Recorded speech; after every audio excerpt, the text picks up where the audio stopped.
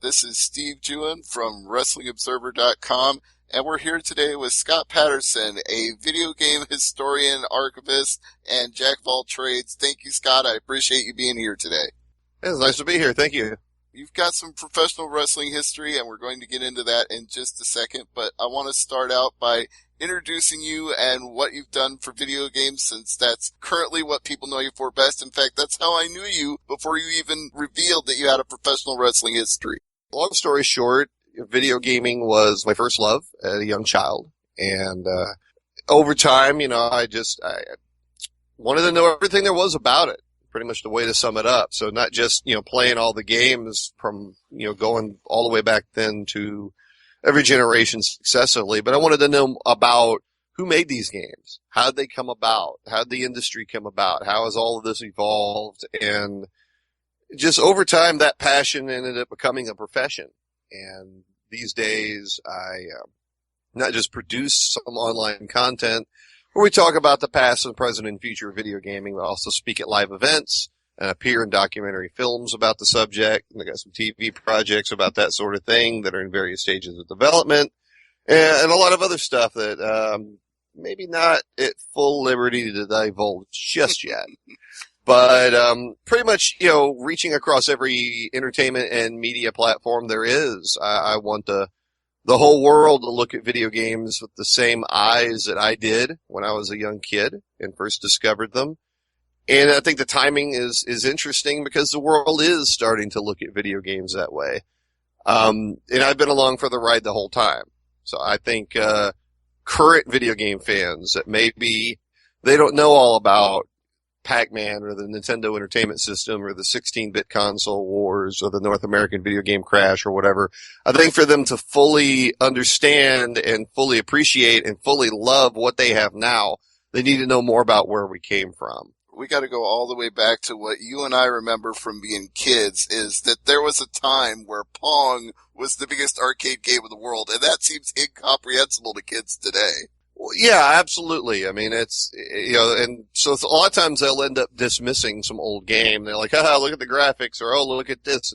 I think they need to understand not only was it the hottest thing ever at one point in time, but how that changed things and how that helped develop what they have now. I mean, this is true in all forms of entertainment. This is true in films. This is true in books and television and everything else. And I think it's important to know where you came from and how you got to this point so you can fully understand and appreciate it and love it for really the art form that it is. I say the same thing about professional wrestling. I always tell people, if you can't appreciate how Gorgeous George created television professional wrestling, you can't understand how we got to WWE in 2016. It's like there's a whole history of professional wrestling that grew up around television that people need to know about.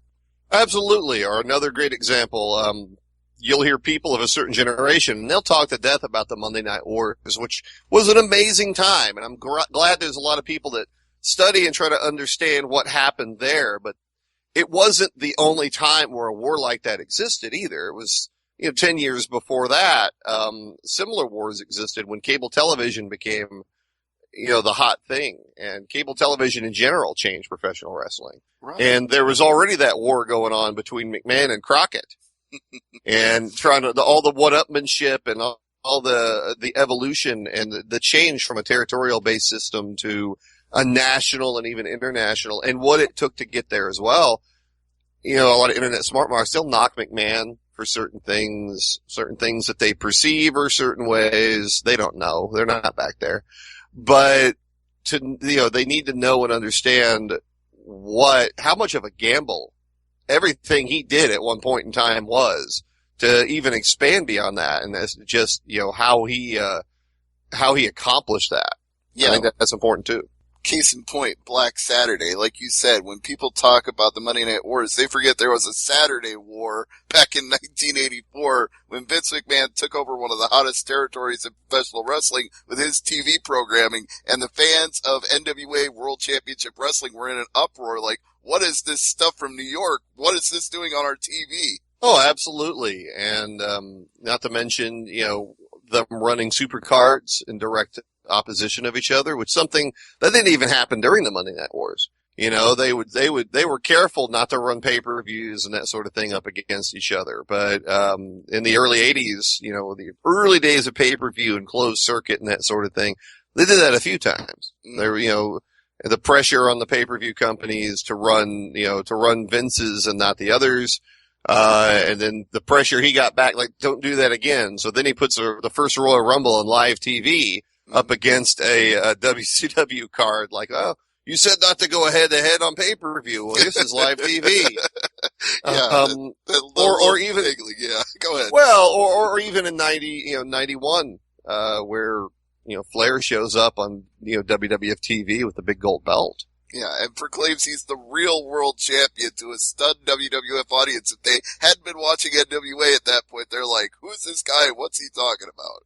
But, you know, and that's things like that, you know, for them to understand, it is kind of the same thing. You know, if you really want to appreciate and understand the industry that you're a fan of, I think understanding the history of it is vitally important.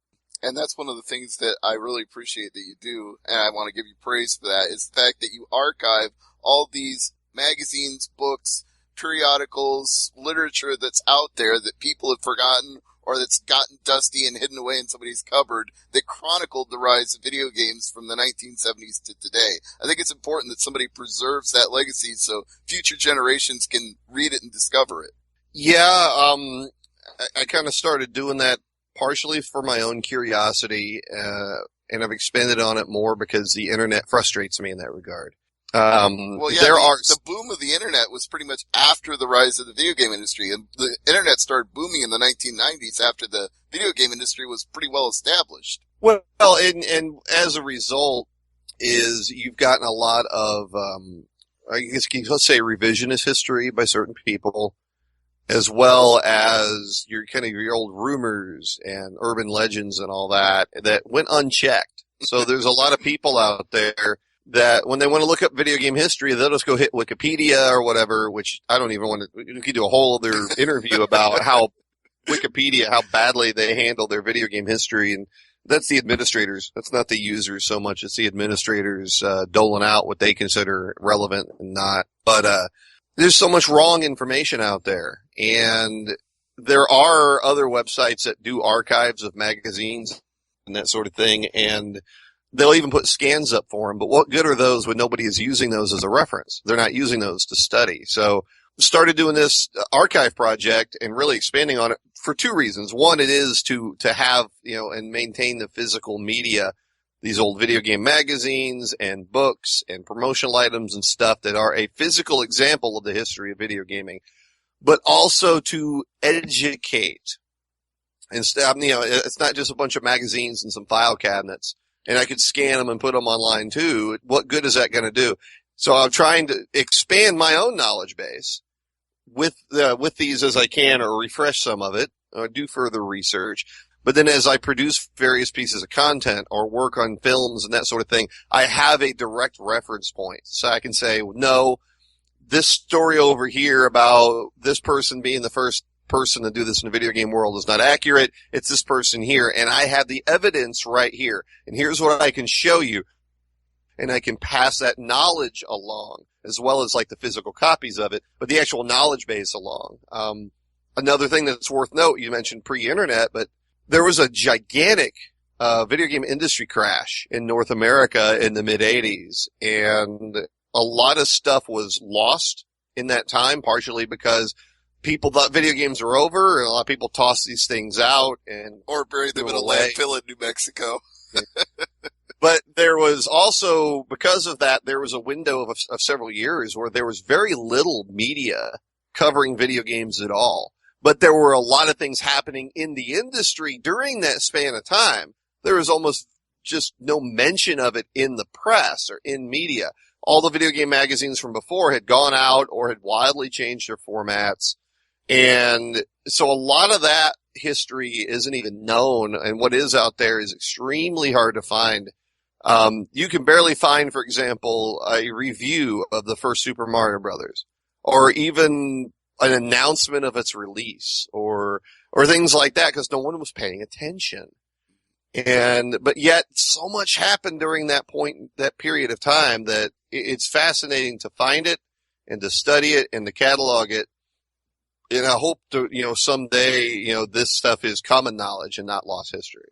I know we're segueing away a little bit from the other subject I wanted to talk about today, but I do think one of the things that gets lost in the 1980s that people don't realize is that Nintendo basically reinvented the idea of selling video games to people by marketing it as a toy instead of as a video game because of that negative perception people had about video games. They had to say, no.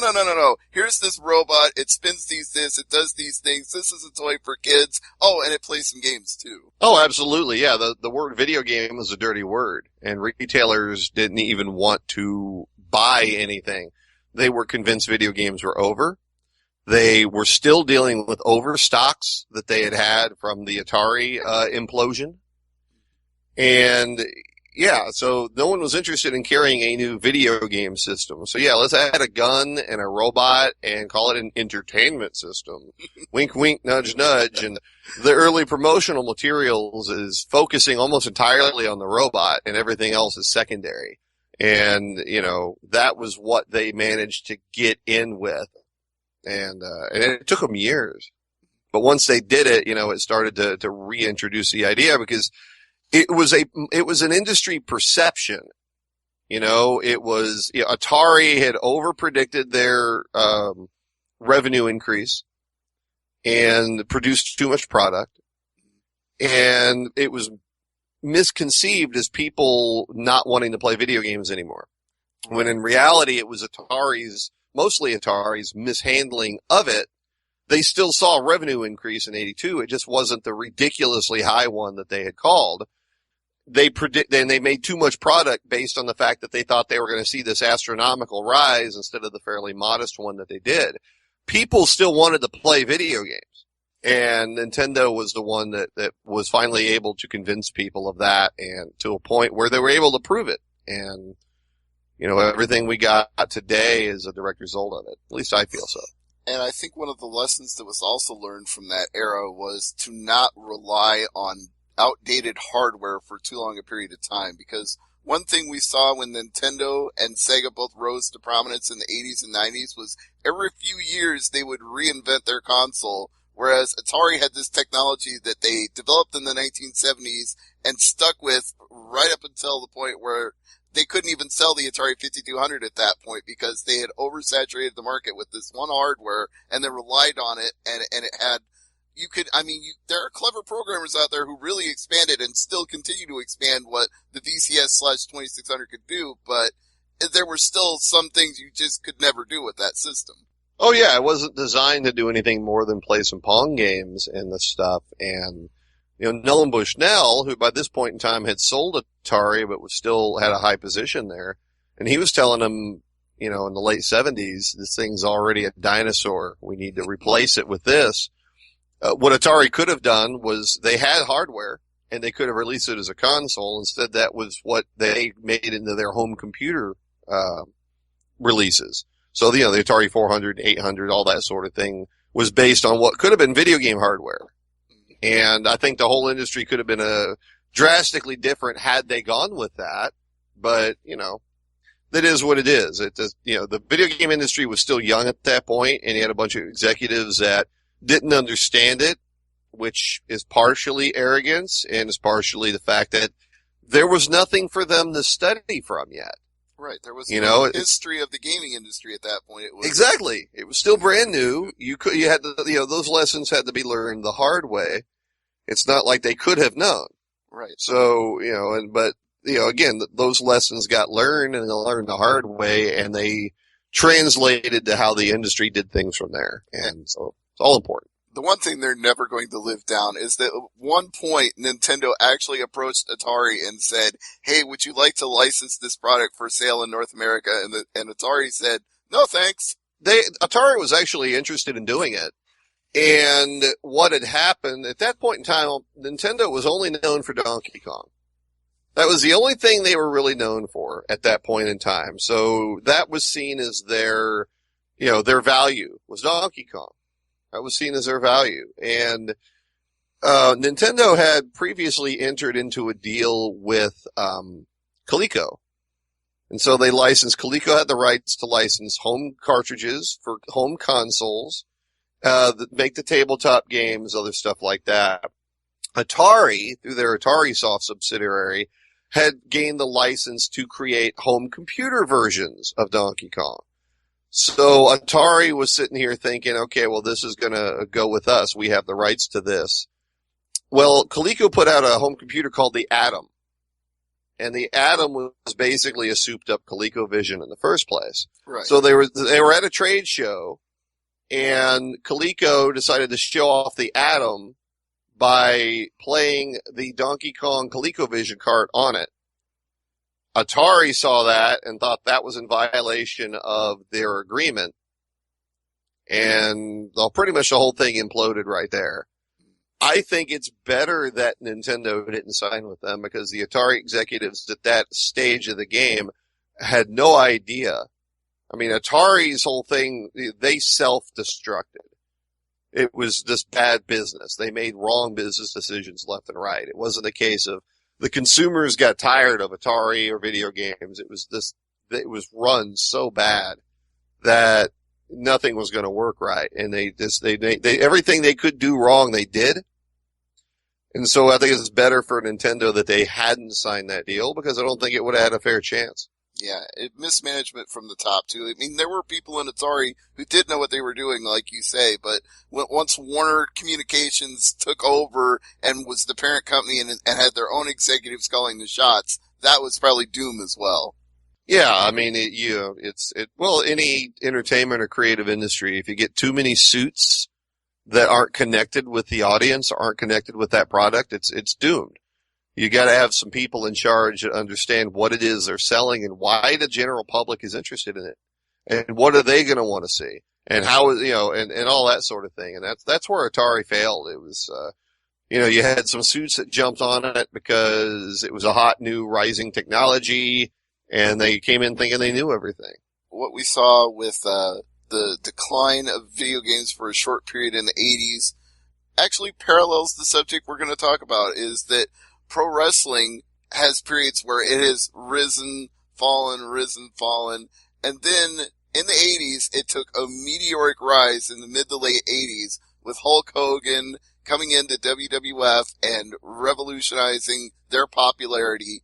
And still at the same time, you had the existing National Wrestling Alliance, which had been for years and years and years synonymous with professional wrestling. Ric Flair, we already talked about, world champion. Harley Race, many other great men before him, the Funks, I could go on and on, but the rivalry between these two helped fuel the boom of professional wrestling in the 1980s, and you and I have something similar in that we both grew up with pro wrestling and video games and both had a passion for them. Oh yeah, and worth note is I was born and raised in the Dallas area. And younger World generation, class, the Von Erichs. Absolutely. The younger generation of wrestling fans probably doesn't even know this at this point. But at one point in time, the city of Dallas was probably the hottest up and coming, almost like talent factory that there was. I mean, we had not just the Von Erichs, we had the Freebirds, and the Freebirds are so influential into what McMahon went on to do, by the way. The Freebirds, as well as the Jerry Lawler, Andy Kaufman feud, those are really like the first instances you could say were sports entertainment, as well as, of course, Gorgeous George going way back. But, the Freebirds are the ones that introduced kind of the rock and wrestling thing even before Vince McMahon did. And, so they were based down here, but so many talents started in the Dallas area that went on to become bigger and bigger stars. That includes Stone Cold Steve Austin. That includes The Undertaker and Booker T and JBL. I could go on and on and on with that, as well as a lot of guys that didn't start here, but they came down here and got their first break and they got over here. That includes people like Sean Waltman and Mick Foley and Ultimate Warrior and Rick Rude. I mean, this place, at one point in time, almost every major talent you would see, especially WWF, WWE, either started here or came through here on their way to the top. It was insane. So, down here, wrestling was a huge thing. the Von Erichs were as big a popularity, or I'm sorry, big as celebrities in the area as the Dallas Cowboys were at one point in time. I mean, they were insane, and as far as just the mainstream public, it was mainstream as hell, and it was a fun time and a great time, and yeah, that was one of my other first loves, was the wrestling business.